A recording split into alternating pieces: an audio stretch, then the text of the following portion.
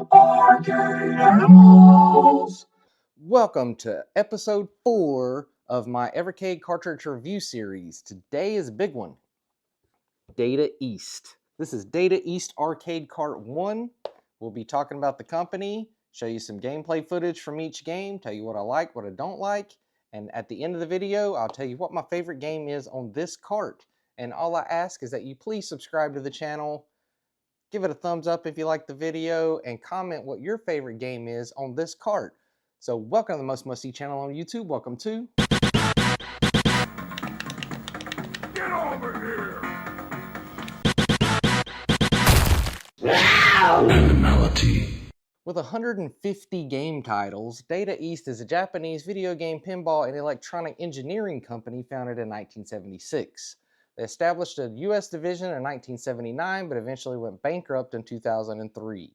They were well known for arcade games and even created the first interchangeable arcade system board. That board was scrapped due to lots of technical difficulties, but inspired later arcade conversion systems. They had more success with standalone arcade units and later made home console games and even purchased licenses from other companies, as well as being the first licensee on the NES. They also made pinball machines, negative ion generators, and the world's first portable fax machine. So this company's kind of done it all. But this cart has 10 games on it, and we will go over each one. So let's check it out. We'll start with this Maze Runner from 1981 called Lock and Chase. You roll up in that gangsta car, but it's just Pac-Man. But instead of Ghost, you have to avoid Stiffy, Scaredy, Smarty, and Silly, the security guards. That's right, you're a thief breaking into vaults. The twist in this game is the ability to close doors to avoid capture. I don't know, I just couldn't get into it.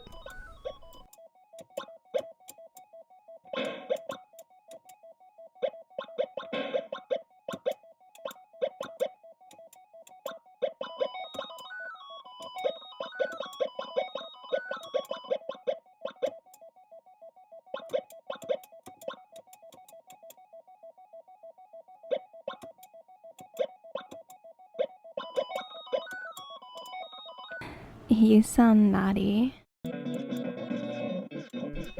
This vertically scrolling shmup called Darwin 4078 from 1986 is all about power-ups. Each power-up adds on to your ship, but some are better than others and you may grab one that downgrades your cool shiny new toy. Sometimes getting hit only takes away an upgrade, so be sure to have a power-up. But certain upgrades make your ship even better only after you do take enemy fire. It's weird. A bombs and X turbo bombs, B fires and Y turbo fires, so be aware of what you're trying to explode, as some enemies seem to be underneath the area you're flying. I hated this game at first playthrough with its outdated graphics and seemingly hard difficulty, but after learning what I'm supposed to do, I really like it.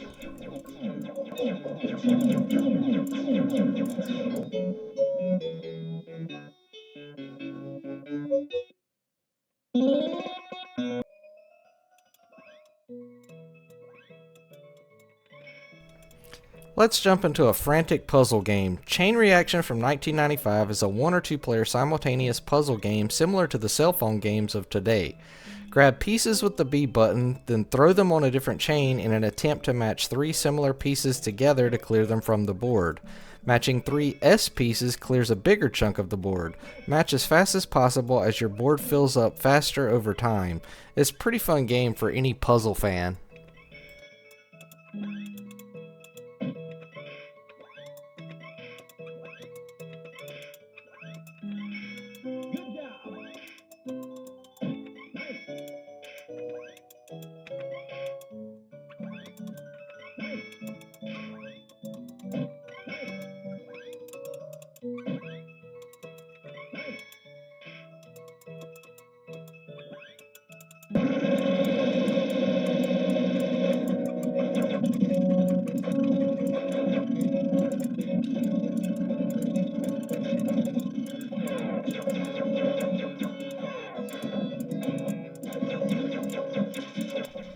Breakthrough, released in 1986. It's a side-scrolling shmup where you drive your high-tech assault car trying to recover an aircraft that the enemies have stolen and hidden 500 miles away.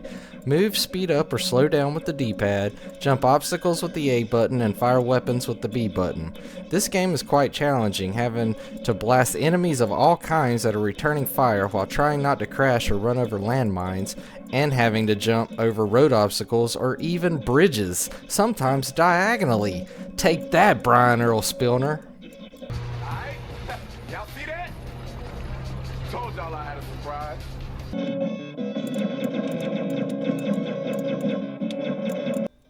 1990 opened the Gate of Doom. You're tasked with closing it.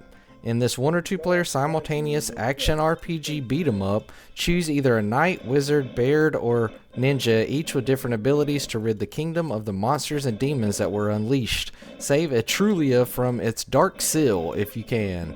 Battle multiple types of enemies and bosses while busting crates for treats or sometimes tricks, using the D-pad to move, the B button to attack, or the A button after the meter's full to cast a magic spell. You'll die a lot and physically feel like you've actually been through a battle by the end. Oh, and when the enemy turns you into a pig, just run until their spell is broken because you won't be able to do anything.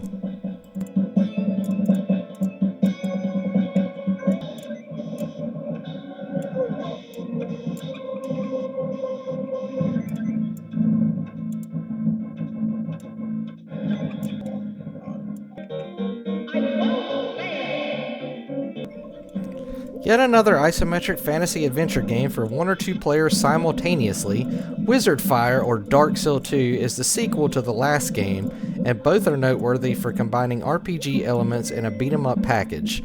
This time with better, more colorful graphics. The ninja has been removed and replaced with 2 new characters, a dwarf and an elf. The cutscenes in this one have improved and even have actual voice acting. This time you only get 1 life per credit, so you'll be continuing more often.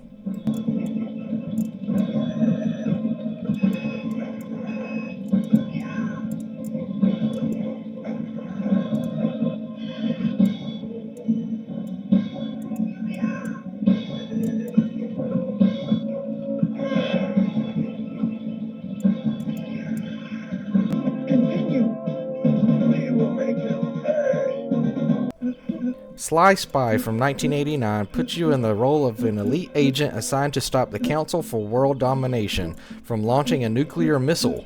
You'll jump out of a plane, ride a motorcycle, scuba dive, and infiltrate enemy bosses to get the job done using the D-pad to control Sly Spy, the A button to jump, and the B button to fire your weapon.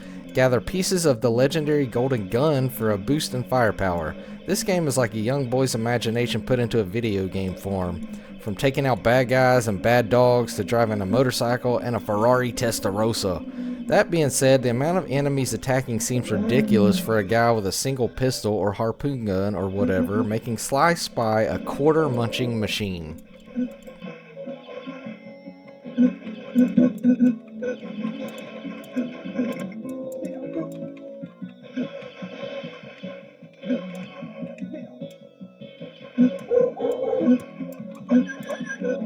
Hamburger, cheeseburger, Big Mac, Whopper. Hamburger, cheeseburger, Big Mac, Whopper. It was hard to decide my favorite game for the next 3 titles. 1982 gave us a restaurant assembly line platform game. What time is it? It's burger time. Peter Pepper needs your help creating the world's biggest burgers, but Mr. Hot Dog, Mr. Pickle, and Mr. Egg have other ideas. Slap burgers together by using the joystick to climb ladders and walk over ingredients to drop them down into place. Seems easy, right? Unless the unused ingredients are fighting back like that heartburn commercial.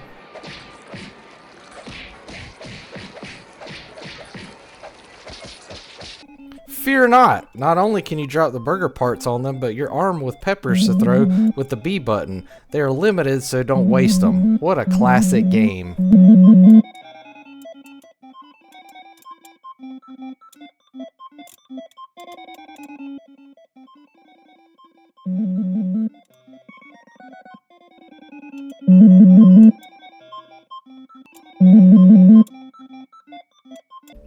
This beat 'em up from 1988 is so bad. I mean that in a good way. Bad Dudes vs. Dragon Ninjas. Seriously, how awesome is that name? President Ronnie has been kidnapped by ninjas. Are you a bad enough dude to rescue him? Jump with the A button and attack with the B button as you control Blade, and a second player can join in as Striker.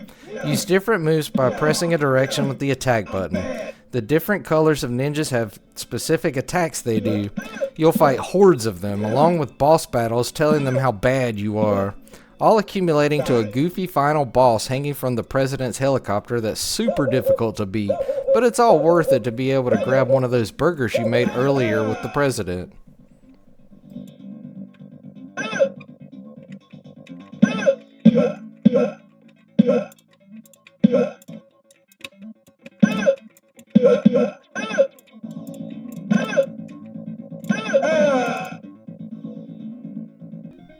That makes my favorite game on this cartridge a platform game from 1991 called Tumblepop. I know it's a weird choice, but hear me out. It's time for some alien chasing, mutant busting, tumble popping action. Featuring cameos from a variety of other Data East games, 1 or 2 players simultaneously can move their character with the D-pad, jump with the A button, or suck and blow with the B button. Get your head out of the gutter. I'm talking vacuuming up bad guys into your backpack like a Ghostbuster and shooting them back out at the other enemies to clear a stage. Don't hold them in too long or it'll blow up, killing you.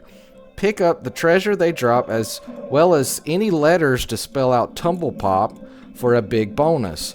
Some stages just have enemies to clear out, while others have enemy-making characters you have to destroy before you can clear the rest out. Oh, and there's boss battles too. I've never heard of this game before, but I cannot stop playing it.